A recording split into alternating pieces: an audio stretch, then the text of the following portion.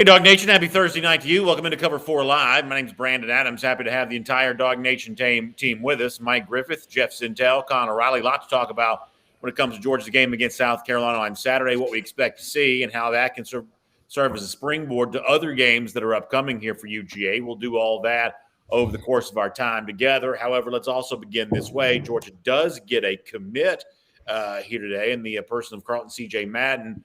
Jeff, you had covers this at dognation.com. Before we dive into the rest of the content, I guess give us a quick word here on what Georgia picks up in Madden. Certainly one of the deepest programs, high school-wise, in the Atlanta area, and Georgia gets more inroads there. But what do you think about Madden as a player? Yeah, it's a pretty strong addition. I think recruiting rankings are about 8 to 10 months behind how good these players actually are. I think Carlton Madden is the 14th highest rated person in this class. I don't know if they're going to be 8 or 9 guys more talented than him by the time this class all comes together. I'm forever going to ingrain it in beat writer Mike Griffith's mind that this guy is a 3-star in standing alone.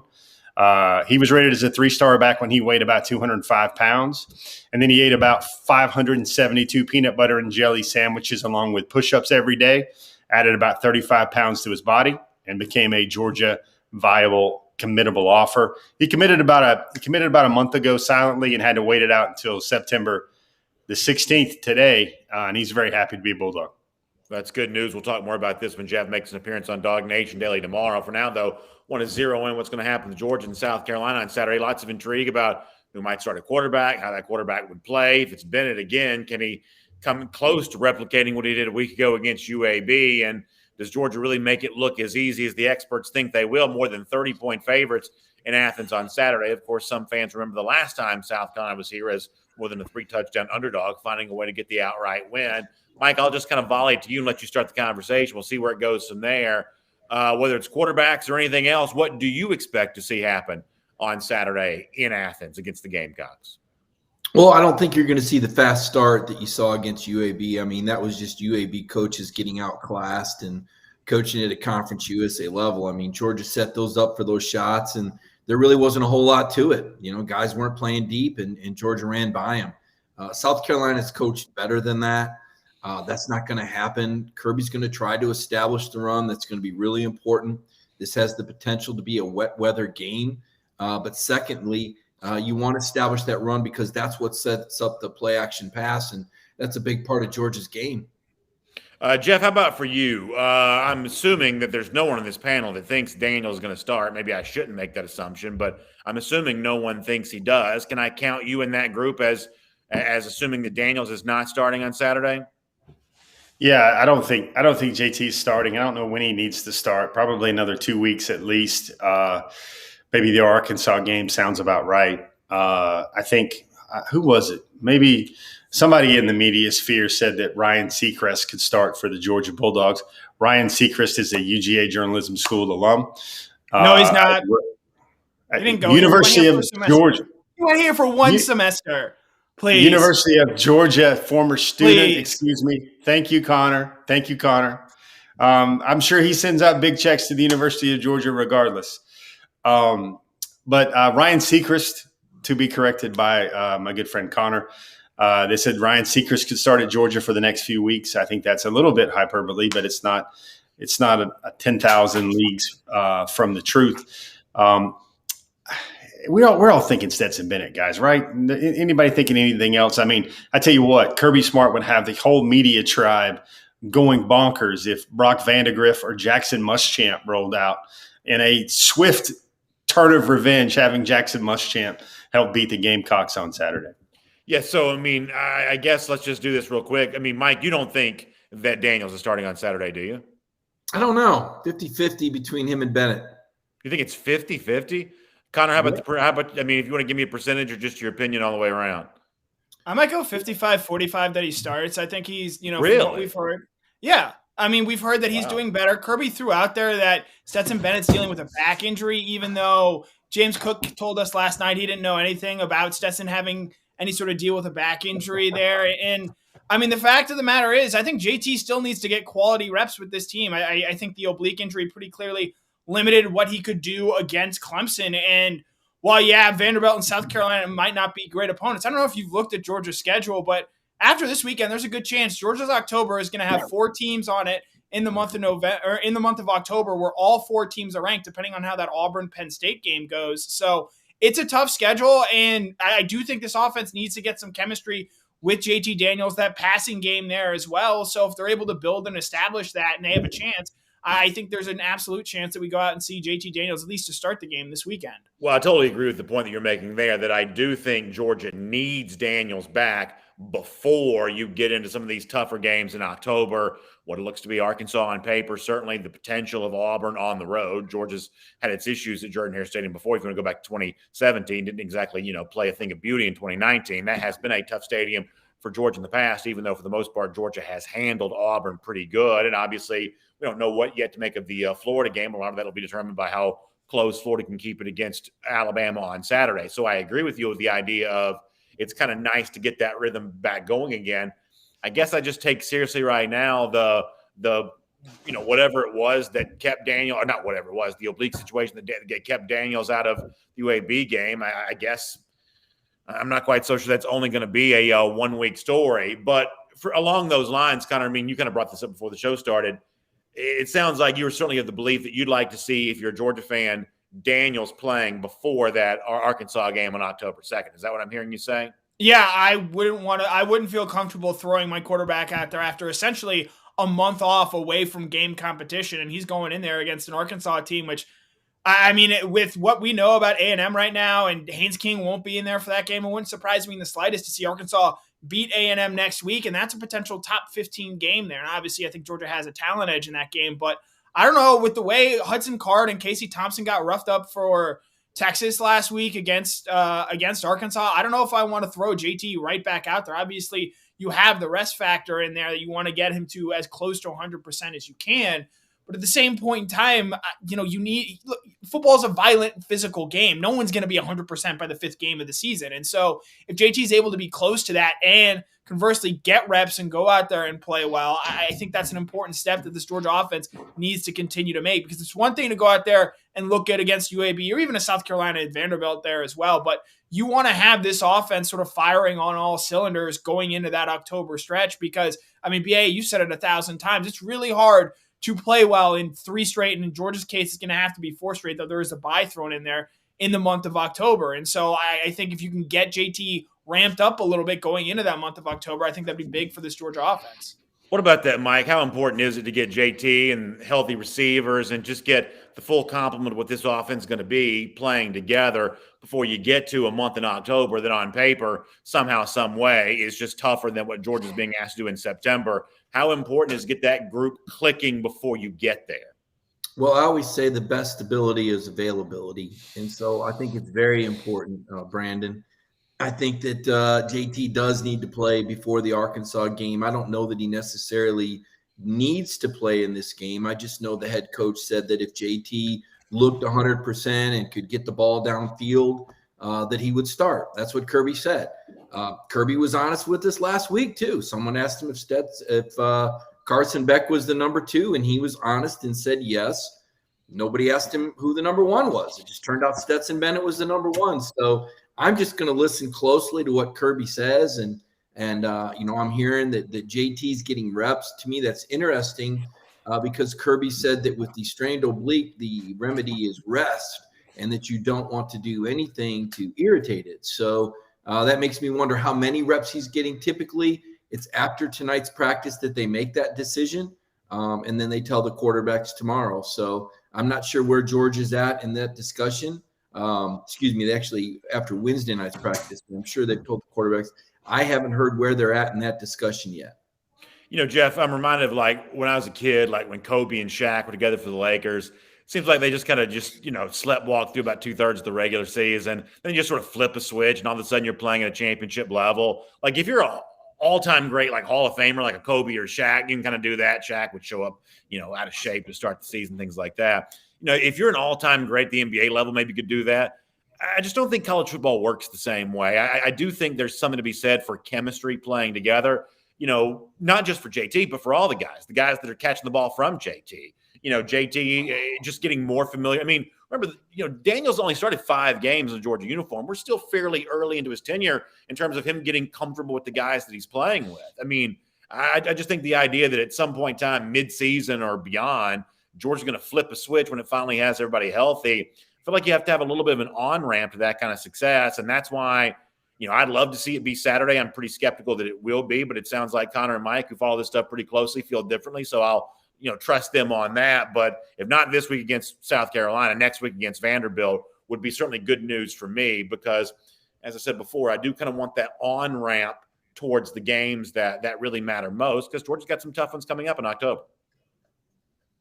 I don't know, Brandon. You mentioned an on-ramp. I seem to recall JT Daniels having about 15 months off and then throwing for 450 yards against Mississippi State. I just kind of think the best thing for JT is to get rest, get the receivers back right. And, I heard a comment earlier about Stetson Bennett's back. That makes me think, the only thing that might be wrong with Stetson's back is how he carried Georgia's passing game stats on his back against UAB. That might be the only malady for him right there. Man, I thought he played really well. And I think it's a reinforcement for all of us, even those that follow rankings and stars, that, we've always felt that Stetson Bennett could get this job done. It was just the attrition of the season last year where he just couldn't take the hits. He couldn't hold up. I think there's a lot to be said about, if Stetson was doing the same things at 6'3", 220, maybe he finishes the Florida game. Maybe he completes the season at the University of Georgia. I'm just not a big, I think the very best test and crispness and basically exercise of JT Daniels' abilities have happened all fall in camp against that dominant Georgia defense. Connor, what about the other part of the story of the game on Saturday? Obviously, Kirby Smart's talked a lot in this week leading up to the game about you need to see improved play from the offensive line. One of the places that shows up is with your running back stats, which have left something to be desired through 2 games here. There's weather conditions on Saturday. The honest truth is I'm terrible at reading forecasts. I can't tell if it's going to rain or not or how much it's going to rain. I'm just not very good at that kind of thing. But there's certainly a possibility that it does, which obviously harkens back to some of the rainy games that Georgia played in 2019, Kentucky in particular. The point, though, here is how big of a story do you expect the running game to be on Saturday? And is there a chance we see improved play from that group? Offensive line opening holes, running backs taking advantage of them. I mean, it's hard to see it getting worse based off what we saw last week against UAB. It is going to be something that I think you have to watch for and see how that group improves. Last week, Broderick Jones got in the first half, but interestingly enough, Jamari Sawyer never slid down to guard. They were playing at times with Broderick Jones at right tackle and Jamari Sawyer there at left tackle. And so, I don't know when we're going to see this offensive line sort of gel and come together, but I think they need to make strides forward this week against South Carolina. Now, obviously, UAB, as Mike pointed out to start the show, UAB totally sold out to stop the run. I think you're going to see South Carolina probably employ something a little closer to what Clemson played defensively. And from there, I mean, Georgia ran the ball well at the end of that game, and you have to, I think, see them make that progression running the ball well this coming Saturday because while, yes, the Georgia passing offense, I think, is still what is going to be what determines whether or not it beats Alabama at the end of the season or in Atlanta in December, I guess, 4th or 5th. You still need to be able to run the ball. Those past Alabama teams have been able to run the ball off of how well they threw the ball. And if you're not able to run the ball like we saw against Clemson, when Clemson just flat out failed to do it and knew that they couldn't. And that's why I think anyone that says, oh, Clemson should have run the ball more, so they can get 1.2 yards per carry or whatever they finished at. I think you need to be able to run the ball well when you have the opportunity to do so, because then you become one-dimensional. And I don't think this Georgia passing offense right now is constituted is good enough to win a big game if it is one-dimensional. Mike, I think Connor brings a pretty good point. A few of them, the one in particular I want to highlight with you is there were a lot of Georgia fans that I think were hopeful that, once you get past the huge test of Clemson, all of a sudden now you can move Jamari Sawyer back to the inside and have somebody else ready to go there at left tackle. Obviously, Georgia's got some young tackles that it's seeming to want to get some playing time for. But after the UAB game on Saturday, I came away thinking, at least for the foreseeable future, Jamari Sawyer is going to be this team's left tackle, and he's not going to play more of his NFL-style position at guard. I think thus far Sawyer's held up there pretty well, too, for what it's worth. But it seems like for now, Sawyer is this team's left tackle, and I guess the movement inside doesn't show any signs of occurring, at least for me right now. Yeah, I don't know. Kirby talks about him moving, practicing at a couple of different spots, and Jamari is ultimately going to be a guard. I think they want to work Broderick Jones in. I think depending on the score and the situation, you'll probably see him get more snaps at left tackle in this game. And, maybe it's just a matter of game reps, BA. I mean, sometimes that's what players need. I think I'd say that for Carson Beck. I mean, he's certainly better than he performed. Believe it or not, he actually had more snaps than Stetson Bennett at quarterback. And I know that Broderick had a lot of snaps at left tackle, so this will be an opportunity for Matt Luke to have some teaching points, opportunity to improve against a quality opponent. I'm with you. I think they probably start Jamari Salyer at left tackle, and you want to protect your quarterback, you want to get out to a lead, but that's one of the great things about building a lead. It's when you can play all these guys and develop this talent, it's kind of why. Clemson dominates the ACC, Ohio State dominates the Big Ten, and Oklahoma in the Big 12. They get these giant leads and they can develop talent as the year progresses. And you got to hope that continues to happen for Georgia, that they can stake out to a big lead so that they can work some of these younger players and build their depth, because it's a really long season. And we're talking about a team that wants to win a national championship this year. Jeff, Thomas Tyson brings up an interesting point in our comment section about the 2017 team. He says, don't forget it took that team a little time to gel there as well. But when you look back on that 2017 team, Jeff, like one of the things you think you really forget is how many questions there were about the offensive line going into the start of that season. Georgia had all kinds of offensive line issues back in 2016.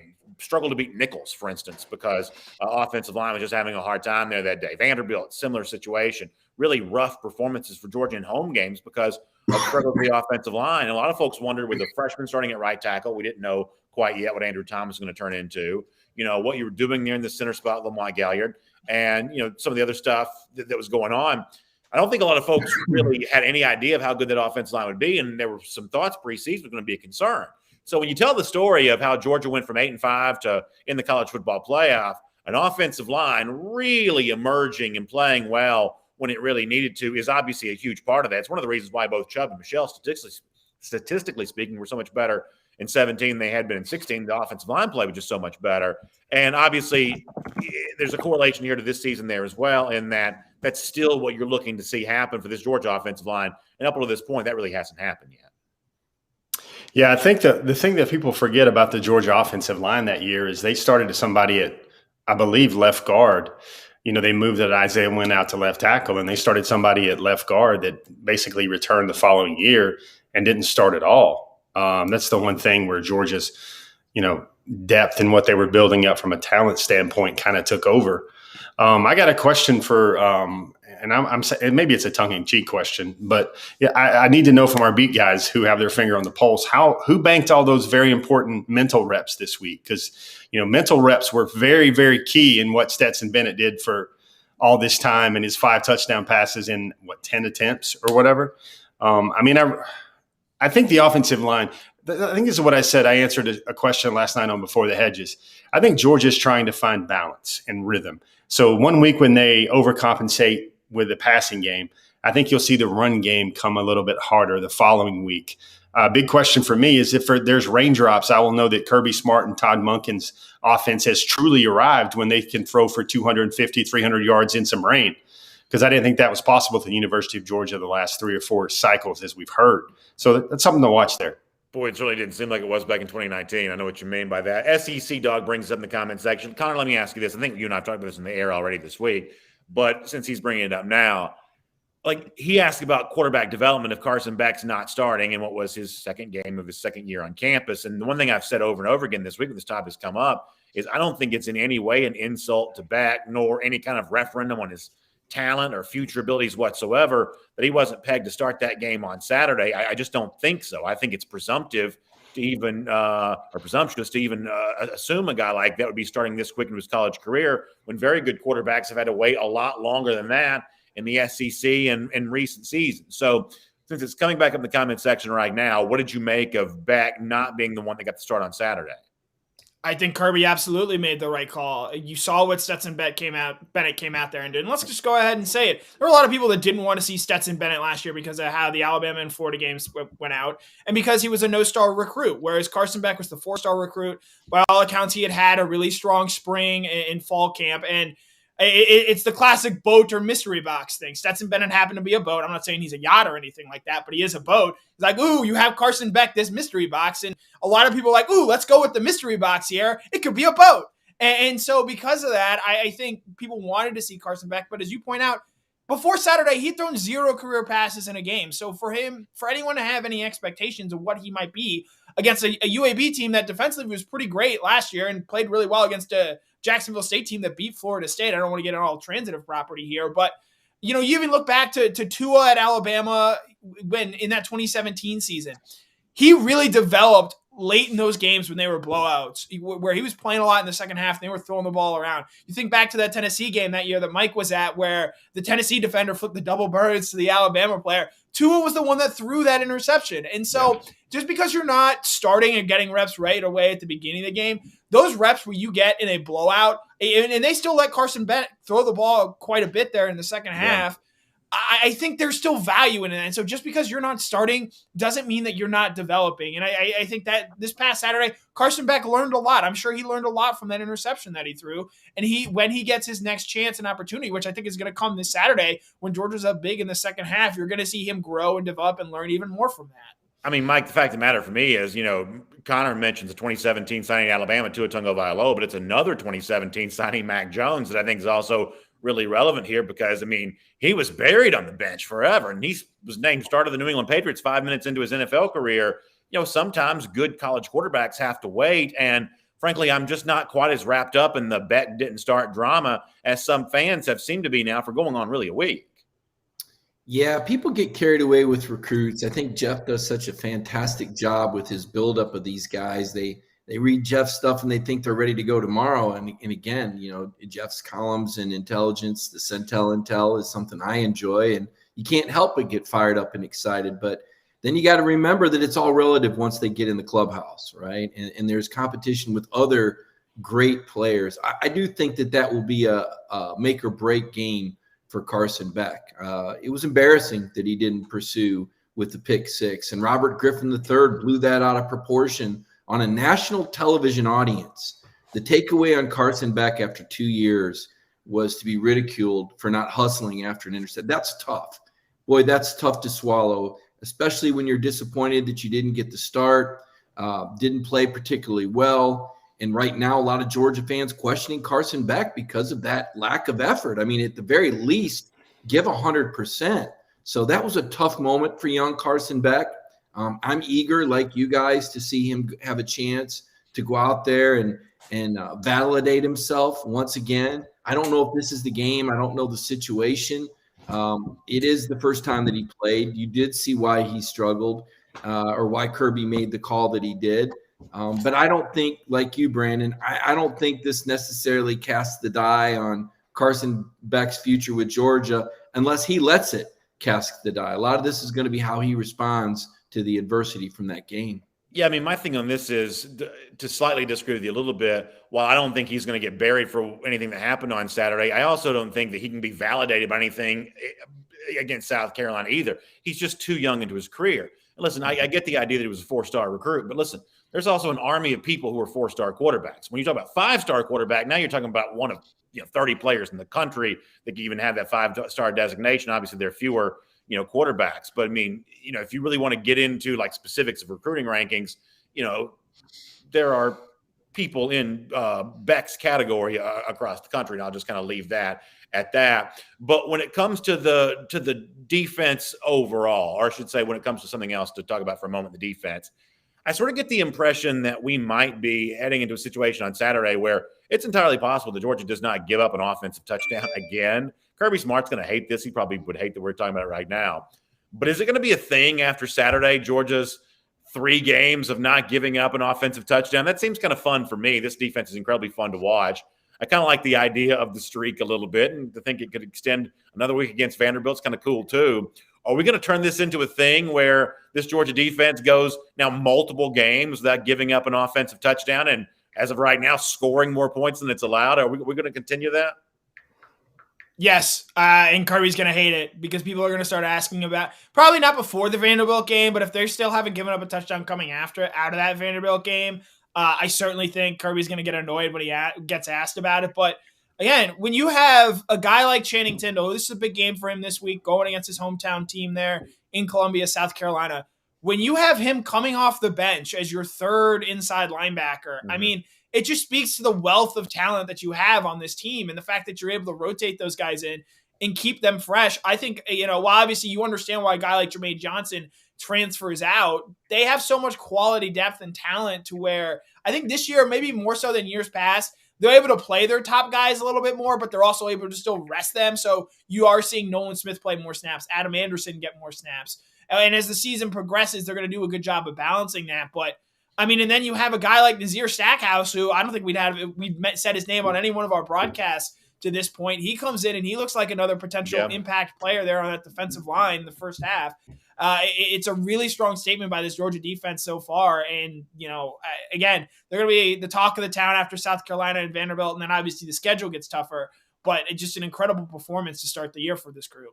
Totally agree. Jeff, how much fun do you think it'd be for fans if Georgia really does put another game on the shelf that doesn't result in an offensive touchdown? I would dare say people will notice.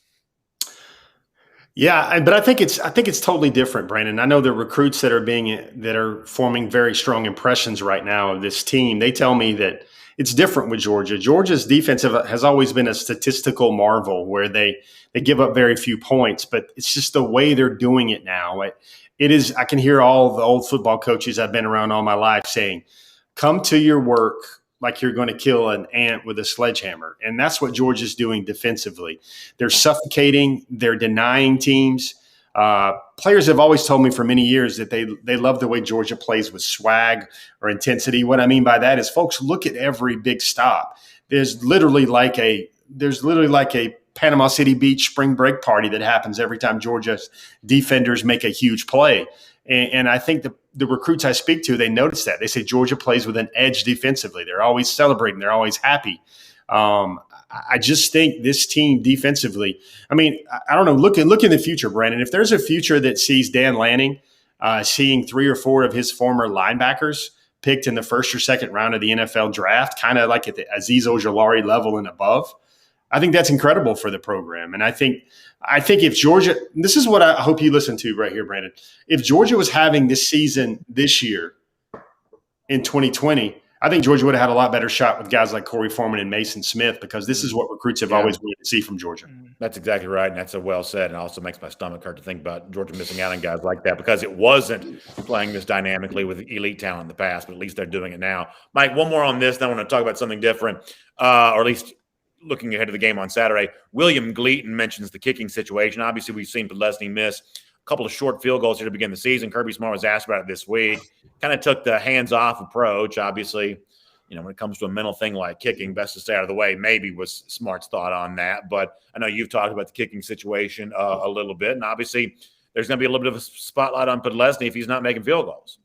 Yeah, 3 strikes and you're out. He needs a good game. I mean, Kirby did mention the competition this week, and he mentioned Jared Zirkle. And, hey, I mean, this is how it is at Georgia, And unfortunately, when they've attempted field goals, there hasn't been any kind of a celebration, much less Myrtle Beach or Daytona Beach type of celebration to win, because they've had misses, Jeff, so they can't celebrate like they're on the beach. It's almost like they're in the Arctic and everybody's freezing cold walking off the field just trying Wait, I don't get this. Is this a joke? I don't get this. Well, Jeff was saying that the defense is so good that it looks like spring break when they make plays, because everybody's okay. I was just saying that My it's just apologies. the opposite with the kick. My apologies. It's frigid. It's if there's and the one thing I want you to hear, Brandon, is that he can't keep missing field goals and be the Georgia kicker. I mean, there's only so long that it's only so much rope that Kirby can give this guy. It doesn't matter what he does in practice. You've got to do it in the games. I mean, that's when you earn your money. Well, I would still like to see Georgia just punch into the end zone and make this a moot point. But obviously there's going to be a lot of pressure on whoever the Georgia kicker is to go out there and make big kicks. And thus far, Leslie has, I'm sure, not performed that to the level that he would like to have, with a miss against UAB and a miss there against Clemson there as well. It's Cover 4 Live. That's Mike Griffith, Jeff Sintel, Connor Riley on hand there as well. We're happy to have all of you with us. I want to turn our attention to this just for a moment. And Connor, you and I were kind of the same mind on this. You wrote about this DogNation.com, and I talked about this day on Dog Nation Daily. So Kirby Smart, responded yesterday, something that Shane Beamer said earlier this week, where Beamer in his weekly press conference, and most press conferences are going to begin the same way. Mark Richt used to do a long version of this. Kirby Smart does a little less of that, where you talk about your upcoming opponent. And most coaches obviously praise their upcoming opponent. Yet Shane Beamer went pretty over the top in describing the talent level of Georgia, comparing it to Matthew Stafford and Roquan Smith and all the great players that played here before, saying that it's the most talented Georgia team of all time. Now, I want to get to that aspect of the phrase there for a moment, but folks got to understand how long Beamer went kind of hammering that point home of there's never been a Georgia team quite like this one before, the one that he's about to play. I think you and I both, Connor, would have kind of assumed that Kirby Smart doesn't really like when the opposing coach goes that far out of his way to say things like that. Am I putting your words in your mouth if I describe your feelings that way? No, that's correct.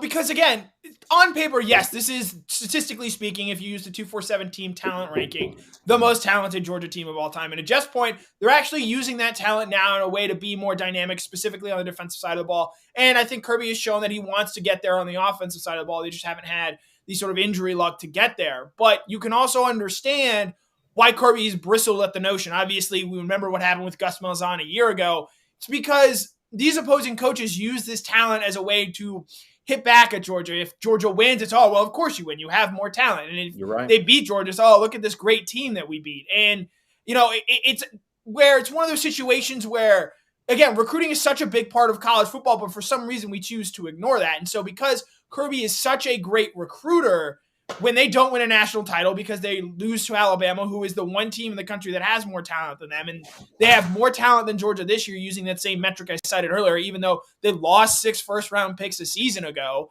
it's something that critics have far often used against his Georgia program. So while, yes, Shane Beamer is correct in what he says there, Kirby Smart, in my opinion, is also justified in bristling at the notion that, hey, that these coaches are going to say how talented this Georgia team is when they're just as likely to go out there and say it the next week because it's so often used against him and his ability as a head coach.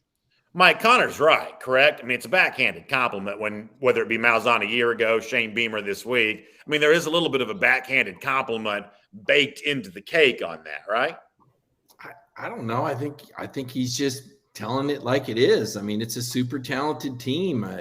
How it came up, I didn't know the context of it, but I mean, you got to go listen to the thing. It's like 3 minutes long. Like I played about 50 seconds on my show and had to edit out 2/3 of what he said because it was just so repetitive. Well, to be fair, Kirby made UAB sound like the 66 Packers all week. I mean, all we heard about was how they can confuse you and how good they are. And, let's not be hypocritical. I think this is what coaches do. They talk up their opponents. And when you talk about Georgia, there's a lot of talent, Kirby talked about Bill Clark, coach of the year, and I thought the guy was awful. He got completely outcoached and gave away 2 touchdowns, if not 3. So, should we throw Kirby under the bus because he made UAB out to be a much better coach team, a much better defense than they were? Well, of course not. And, Shane Beamer's a nice guy that knows that his team is in over their heads this week, and I think he's spitting facts. Now, as far as, metrics and things like that, I don't know. And also for Kirby, I mean, what doesn't upset him? I mean, he gets irritated if you say his team does well. He gets irritated if you see his team doesn't do well. I mean, Kirby's a guy that goes in looking to find a chip on the shoulder. So I didn't think he took this quite as harsh as he did the Gus Malzahn deal. That was absolutely comical, the way he went off on Malzahn. Something else going on there.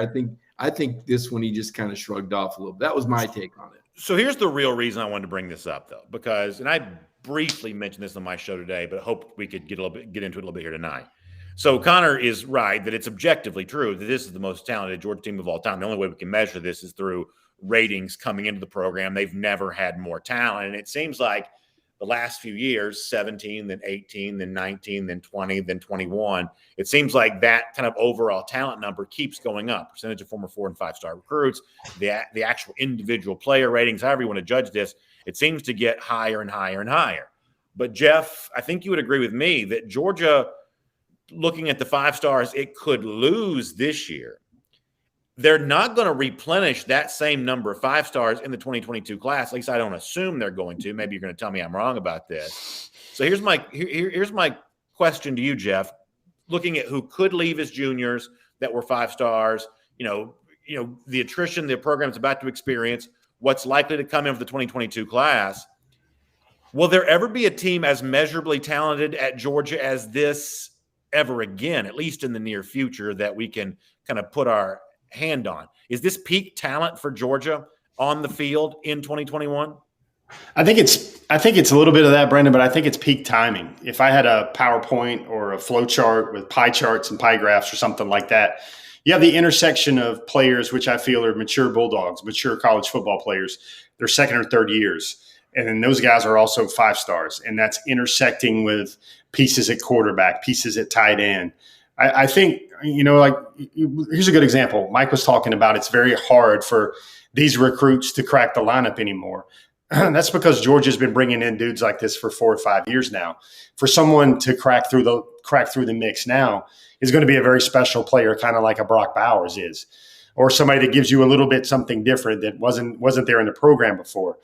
I think if you're looking for guys that come into Georgia now and kind of replenish or replace those 3-year Bulldogs or 4-year Bulldogs, I think you're going to see the portal do a lot of that stuff. Where now I'm going to tell you, folks, you look at schools like LSU, you look at other schools across the country where maybe they're certainly not performing up to a certain standard at this point of the year. I know there are a lot of players on a lot of rosters that left their college recruiting experience feeling really good about Georgia. And I think Georgia would become a portal destination for a lot of those guys that you would look for that instant replacement. I think it's got to be a grown man. It's got to be – I don't think Georgia will ever find another Jordan Davis, because I think Jordan Davis is going to go into a box kind of like Georgia will never find another Champ or another Roquan. But what you got to do is you got to find guys like Nakobe that are pretty special or legendary, bordering on legendary in their own right. I think what you're going to see here – I think Connor mentioned it earlier – again, I'm going to talk about gravitas here. And this is what I saw at the beginning of the last drive Clemson had in Charlotte, where here's Clemson. They're getting up off the mat. They're coming back like Rocky in round 15. And Georgia started out. Georgia had the gravitas to sit there and say, I believe it was Nazir Stackhouse and I believe it was Tremel Walthour, where Georgia went with reserve defensive tackles to start that drive. Why? Because they were brash and bold and confident enough to think that we'll be all right. Let's give Jordan Davis and let's give Devontae Wyatt a few more sips of Gatorade. Folks, a lot of people miss the fact that Devontae Wyatt didn't even play at all against UAB, which is what I heard was due to a coach's decision or something that happened off the field.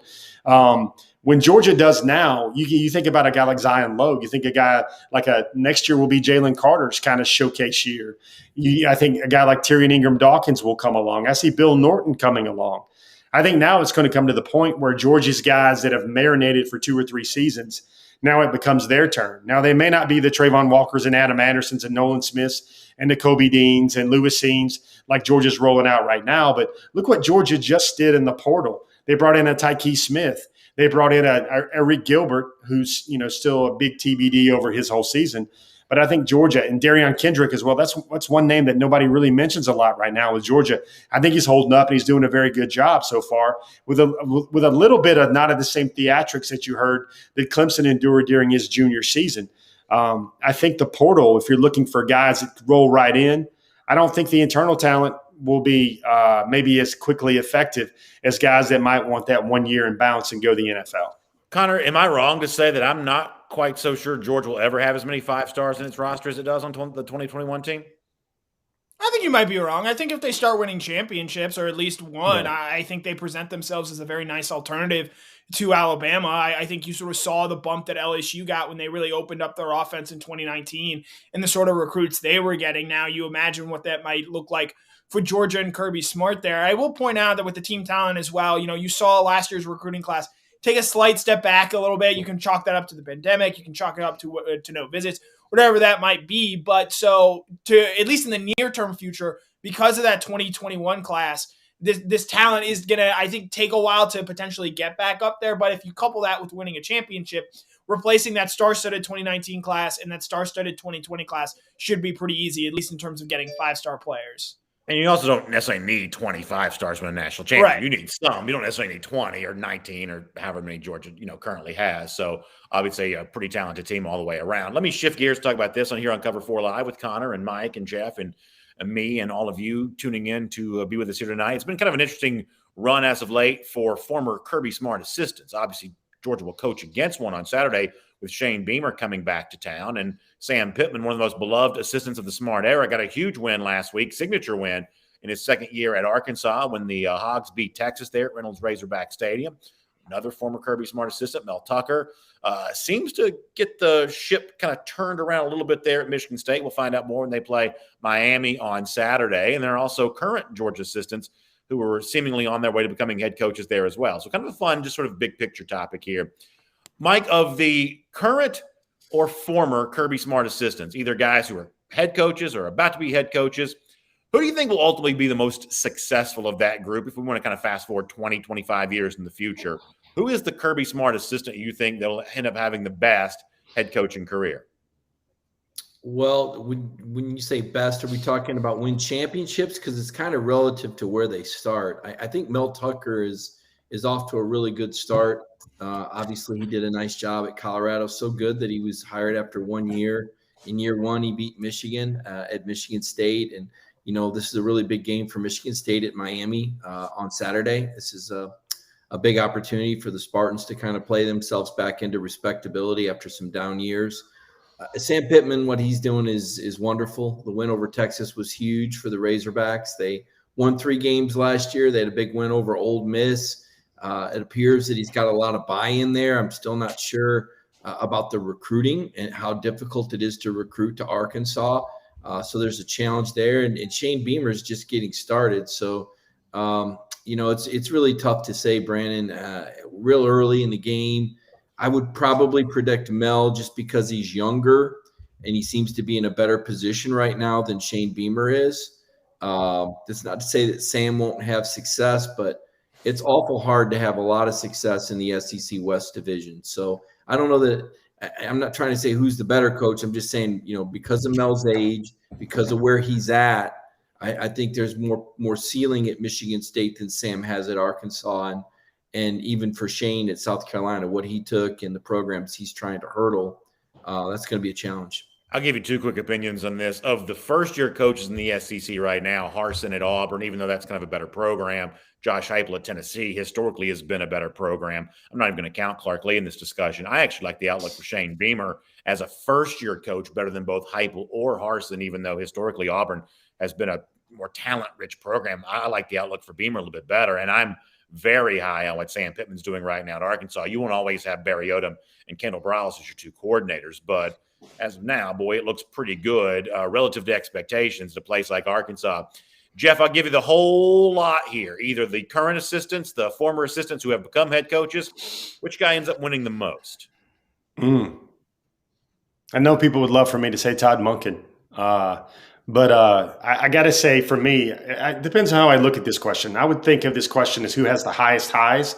And I think Sam Pittman's going to have the highest highs. I think it's going to just be about 5, 6, or 7 years. I think incredible, amazing, jubilant success for Sam Pittman at Arkansas was to kind of win like Auburn has over the past 5, 6, 7 years. I think that's a good perch for Sam Pittman to take Arkansas. And I think that would be tremendous if he can do that. Long term, I would probably go with a Dan Lanning once he gets his own ship. I do know folks tell me that Lanning is very motivated to win a championship at Georgia first before he moves on. This certainly seems like the best year to do that with timing and everything. But I do like what Mike's saying about Mel Tucker. He's in a weaker conference. He's going to recruit really well. He's going to play very good defense. So those are the names. I think I can see one guy on this staff, whether it's a Schumann or whether that's a Lanning, just sticking with Kirby kind of long term, the way Kirby stuck with Saban, or maybe even as far as long as Mickey Andrews stuck with Bobby Bowden, the late great Bobby Bowden.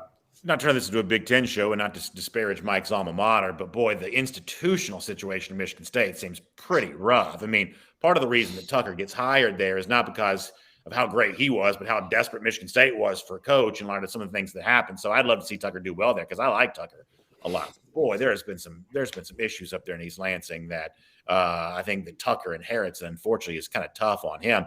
The other thing I'll say, and Connor, I'll give you a chance to weigh in on this, is, not only am I impressed with what Pittman is doing, I'm really rooting for this kind of coach to take hold. To me, Pittman is Arkansas's version of what Ed Orgeron's been at LSU, a guy who loves the state, in Orgeron's case, Louisiana, in Pittman's case, the state of Arkansas, and kind of sells that as a head coach of the flagship school in the state. Like the other day before the Texas game, you see him like visiting tailgates. He's doing cornhole with people there. He goes back and forth with fans on Twitter. I'm kind of I'm not one of these like super serious journalist types or something like that. I like to see college football be fun and be entertaining. And Pittman is just an entertaining guy. I just think that that he embraces the fun part of that. And frankly, I hope that Pittman does have success because I want college football to be a little bit more like what Sam Pittman's making it like as the head coach at Arkansas. But is he your answer here? Do you see someone being more successful long-term when he gets a chance to be there with the Hogs? If you're giving the only reason I wouldn't say Sam Pittman, and I think he's going to be like the actual best head coach in terms of what he's able to accomplish, he just won't have the runway that either Shane Beamer or Mel Tucker end up having. I think Mel Tucker is going to be a good coach. I worry a little bit there. Michigan State, when you have Penn State, you have Michigan, you have Ohio State in that division there, and Indiana looks to be a program that is getting things right there. Maryland as well. You can mention the Big Ten East is not exactly a walk through the park there, so Mel Tucker is going to have some sharp elbows up there.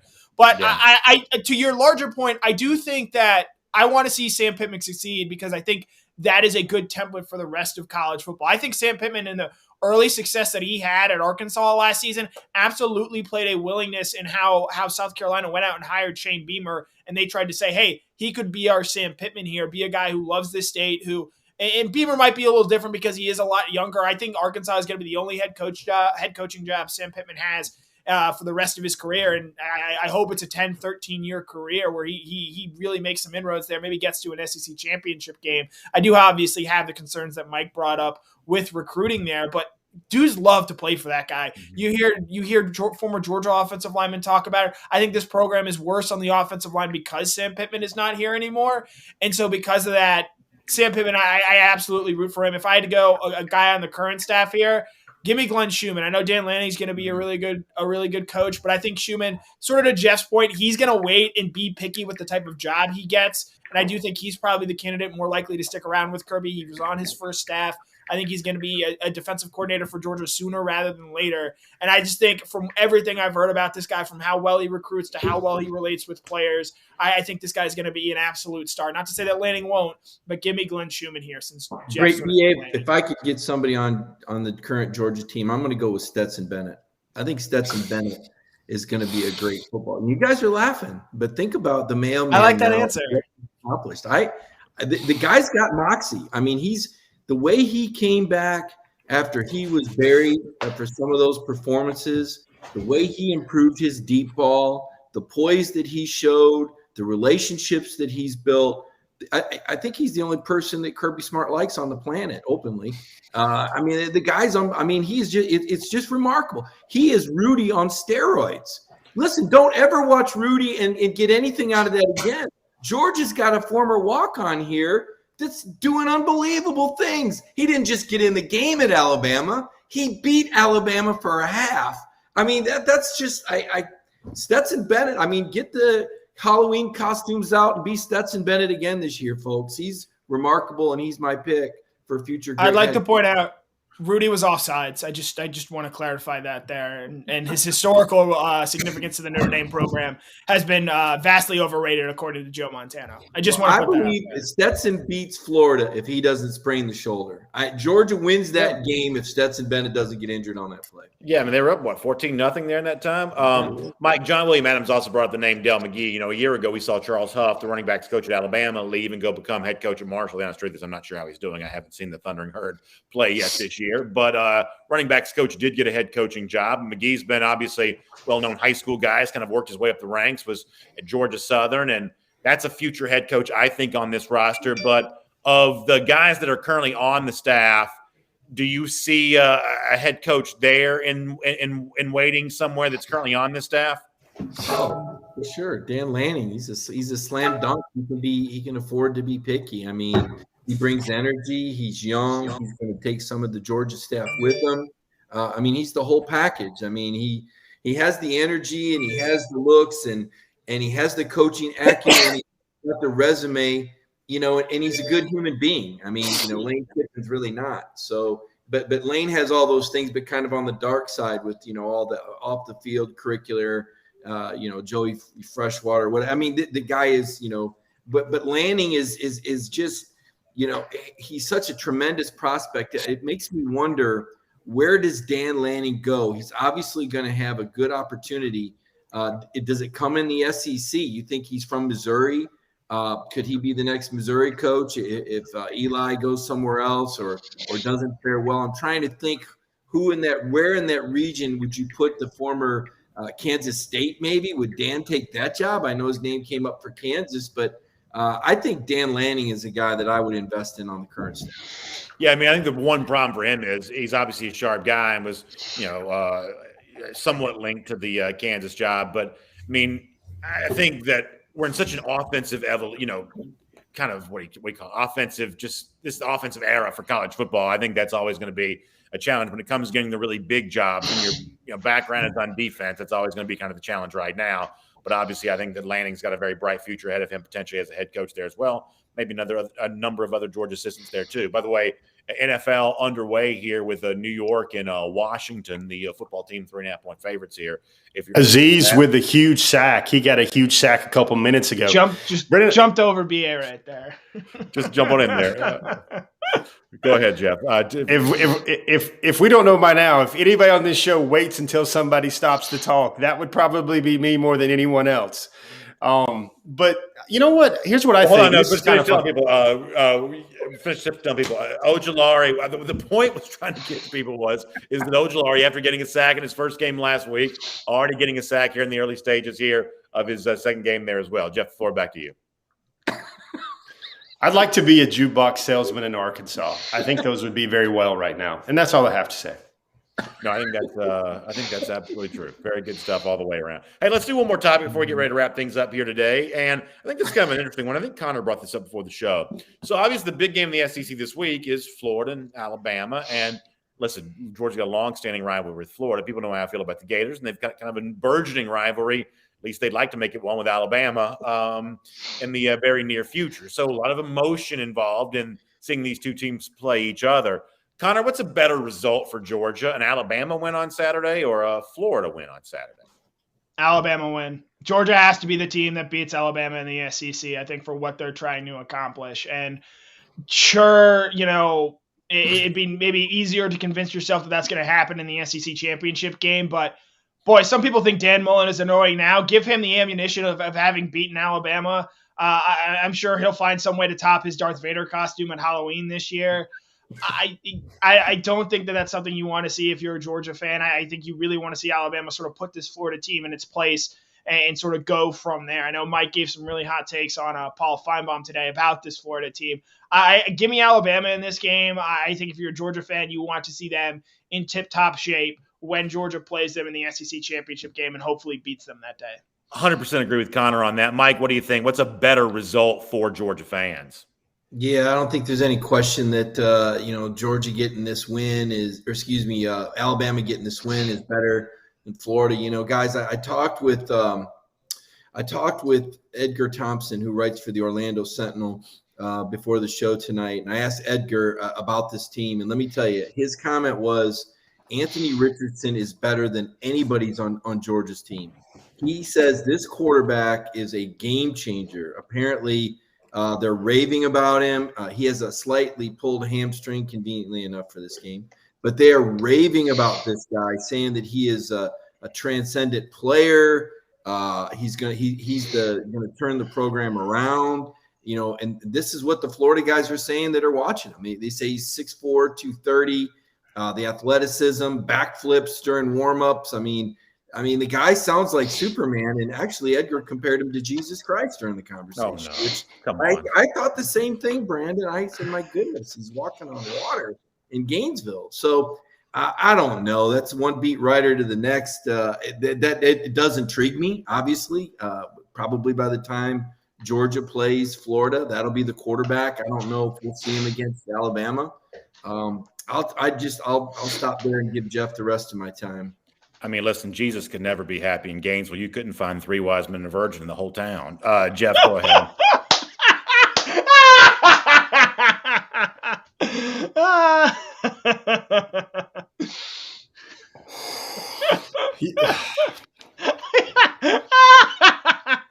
Floor is yours, Jeff.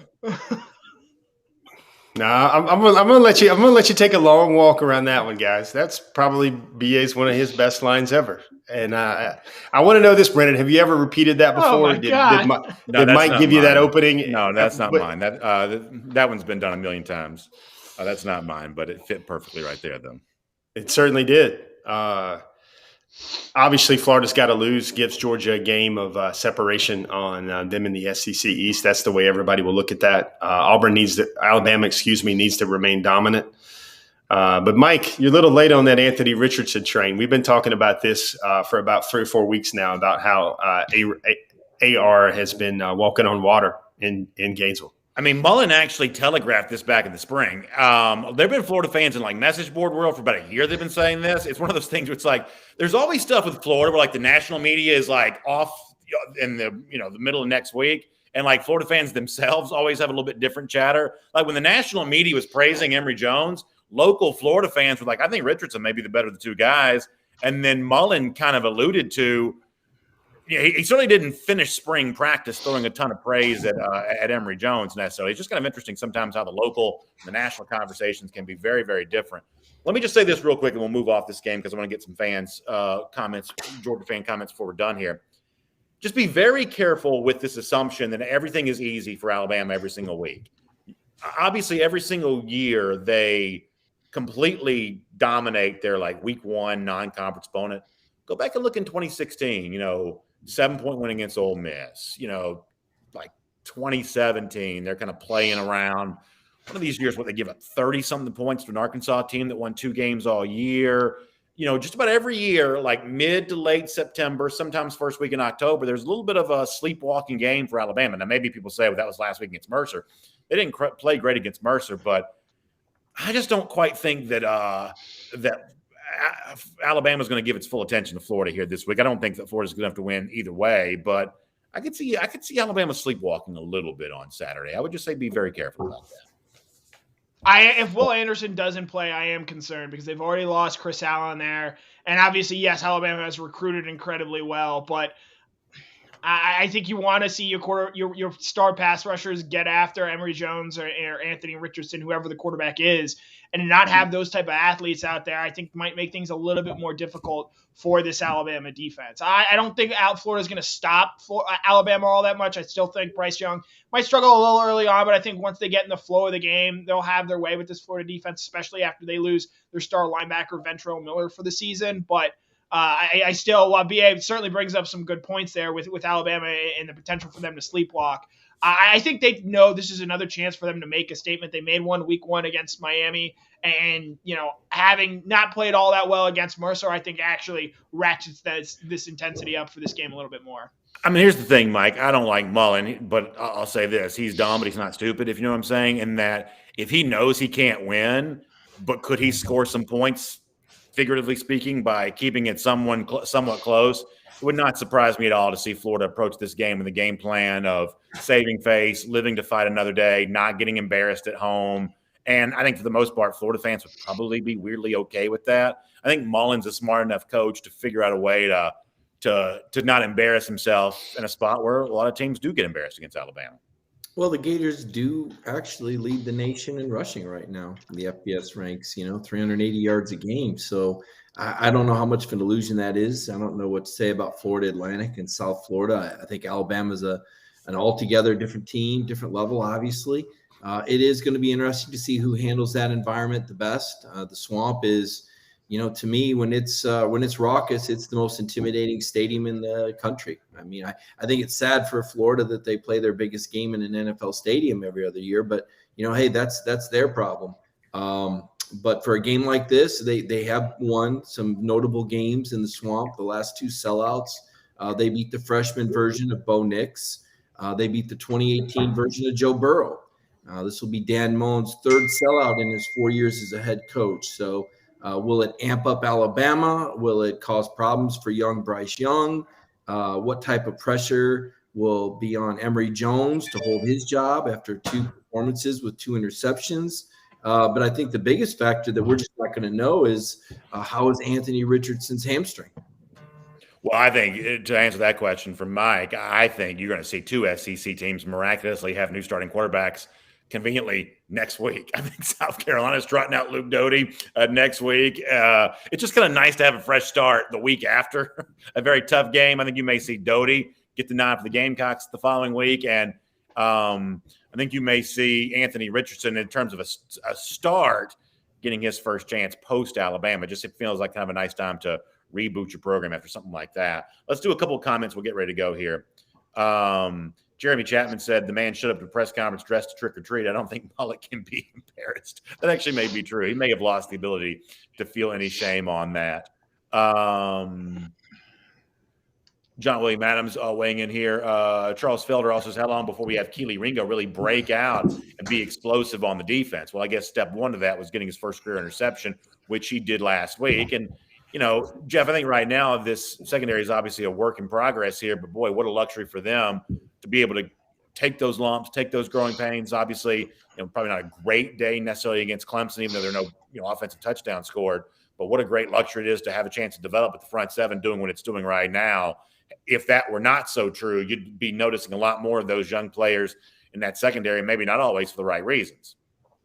Yeah, kind of a luxury, Brandon. You were talking about 5 stars earlier, how much of a luxury it is for this Georgia defense to have the nation's former number 1 cornerback just kind of growing, just kind of developing like in the back end of that defense, taking some second team reps, getting acclimated. The guy runs a 10.3, 10.35 in the 100. It's interesting to see. Maybe Keely might be one of those 5 stars that moves around in the picture as they get to their second and third years in Athens. I want to know this, guys. Did you guys see this? This was something you want to talk about, a chink in mighty Alabama's armor. I saw a stat which was alarming. It said that Bryce Young has been pressured like 25 times already this year, but he's only been sacked twice. And I guess that was to trumpet the fact that Bryce Young is so elusive and on the move, and he's like Houdini in the pocket. But for the 2 teams that they've played to have pressured him that much, that shows to me that protecting the pocket, protecting the quarterback, especially against an elite front like Georgia will have, that's pretty foreboding for a potential future matchup. Connor, Ken Feinberg brings up the USC job. Who do you think ultimately gets that job? Do you know yet? No, I don't think we know. I don't think it's going to be James Franklin. I think he's going to find a reason to stay there for another year. Are they really going to hire Luke Fickell? If you're Fickell, don't you wait for the Ohio State job? I think so. Or a job especially, like that. Especially with the idea that Ryan Day might soon be off to the NFL with the way he operates on offense and his NFL background from the days with the San Francisco 49ers. So, you know, it's hard to sort of come up with this. Eric Bieniemy is an interesting name, obviously the current Kansas City Chiefs offensive coordinator. It'll be interesting to see how quickly USC moves on this. Obviously, they have time, but you also want to probably try and piece together this recruiting class. I will say, I'm interested in what ends up happening to the interim coach there, Dante Williams. For those that follow recruiting, this guy is one of the best recruiters in the country. He's a big reason why Michael Williams is part of that USC fold there. And while I'd be pretty surprised if he ends, unless USC wins the Pac-12 this year, which I think would be surprising in and of itself. I'm really interested to see what happens with Dante Williams, whether he's able to be retained there at USC as, say, the defensive coordinator there, and in a way to sort of keep this recruiting class together, or does he go somewhere else and vault himself up with how he handles this USC interim job? I point out the last 2 interim coaches for USC ended up doing pretty well for themselves. Ed Ogeron, who I think used that job to ultimately parlay that into the LSU gig, and then Clay Helton did well enough in 2015 to get the job outright. So I do think there's some interest there with how this interim situation turns out with Dante Williams. Obviously, thinking back to when they may have mishandled the situation when Ed Orgeron was interim coach there, you know, one time before. A couple people were worried about Mike. Mike, they say that you're past your bedtime here. Give us a final thought. We'll get off the air. Mike, what's on your mind? I'm sorry, what'd you say? People were afraid that you were getting a little sleepy on us. So I'm going to give you the final word. I was off screen. I wasn't sleepy. I was just waiting my turn to talk. I would say Chris Peterson. Never be afraid to jump in there. I would say Chris Peterson would be a guy, you know, he's kind of out of the game right now. He's been out west. I think he might be a candidate for the USC job. I don't know. Would Lane Kiffin go back out there? I'm not really sure. I guess if we're down to the final thoughts segment, BA, I would just say that I'd remember Kirby's acronym of WIN. What's important now? And I think what's important now for Georgia is to start to solidify that offensive line. So I'll be real interested to see how that lineup looks. I'll also be interested to see the running back rotation. I think there's a very competitive situation brewing there. Haven't seen James Cook do much carrying the football. 4 carries, 4 yards before that play that he broke. So there's a couple things as Georgia tries to build some momentum and get solidified on the line. Those are the things that the style points I'll be looking for. Doesn't matter what the scoreboard says. They'll blow them out. But I'll be curious to be looking at the lineup and seeing who's lining up where. Jeff, how about anything from you before we say goodbye here? 3 wise men and a virgin. That's great, Brandon. That's just great. This show's going to be remembered for that for all time, and I salute you, my friend. All right. Well, appreciate all of you being here tonight. Certainly, you look forward to reading a lot from both Connor and Mike as we head towards game day on Saturday. Of course, Jeff's got you covered UGA recruiting. Go back and look at the big commitment today from Carlton Madden. Good-looking prospect out of Cedar Grove, one of the top, deepest, most talent-rich teams in Atlanta right now. Also, very rich look at a pretty impressive visitor list starting to form for Georgia this Saturday with a night game. Hopefully the rain doesn't dampen this too much, but big visitors on hand, including a high-profile spot for March Manning, the 2023 quarterback. So fun stuff all the way around there. You can read that from Jeff and also hear him tomorrow as a part of Dog Nation Daily there as well. We'll see you back here next Thursday for our Cover 4 Live. The Dogs hopefully are 3-0 and looking to try to find a way to get 4-0 in Music City against Nashville. That's next week against Vanderbilt. But for now, we're looking ahead to the South Carolina game, and hope you enjoy the weekend, everybody.